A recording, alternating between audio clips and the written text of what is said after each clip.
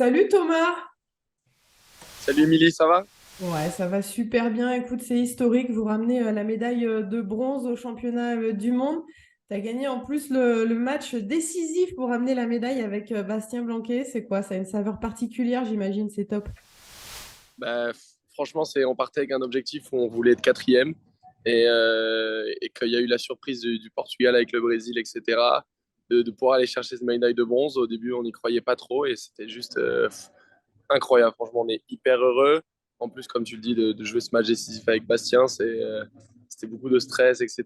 Mais c'était vraiment incroyable. C'est un moment qui se restera à jamais gravé dans nos têtes, dans nos mémoires. Et on est vraiment très, très, très heureux d'avoir fait ça avec ce groupe. C'était un moment un peu historique. Comment tu le qualifies, ce groupe, justement, qui ramène cette médaille? Je pense que c'est le groupe qu'on a voulu former il y a plusieurs années. Donc, comme je disais sur ma publication, ils ont commencé au Paraguay en 2018 où ils étaient déjà 5 ou 6 de ce groupe.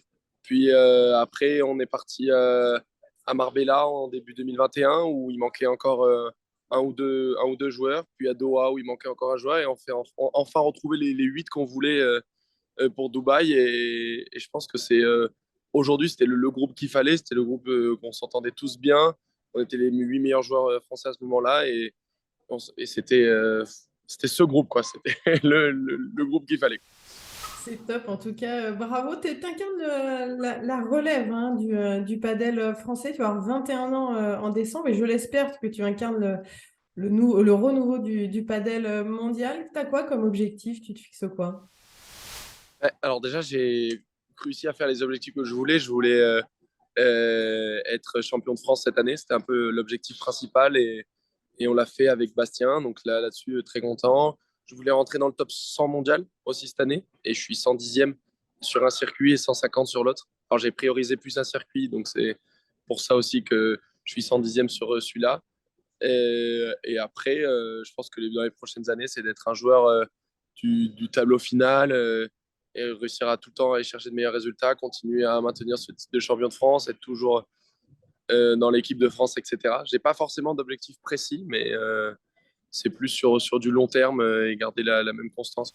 Tu te qualifies comment comme joueur? Ouais, je pense que j'ai beaucoup évolué déjà dans mon style, dans ma vie. J'étais un peu le joueur talentueux qui, quand j'étais plus jeune, qui travaillait pas beaucoup. Et maintenant, donc, depuis que j'ai un projet pro, je suis vachement investi. Je me considère comme quelqu'un d'assez sérieux.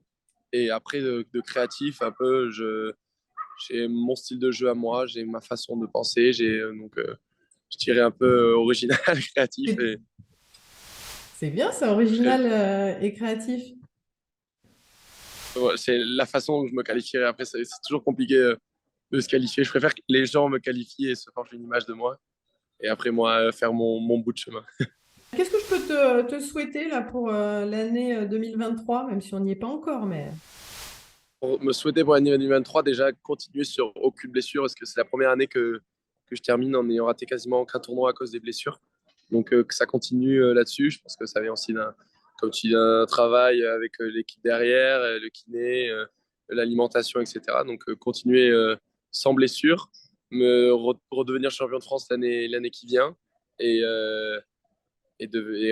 avoir tout le temps un meilleur classement et continuer à m'améliorer. bah merci beaucoup Thomas et puis plein de belles choses. Merci à toi, Émilie. Merci beaucoup.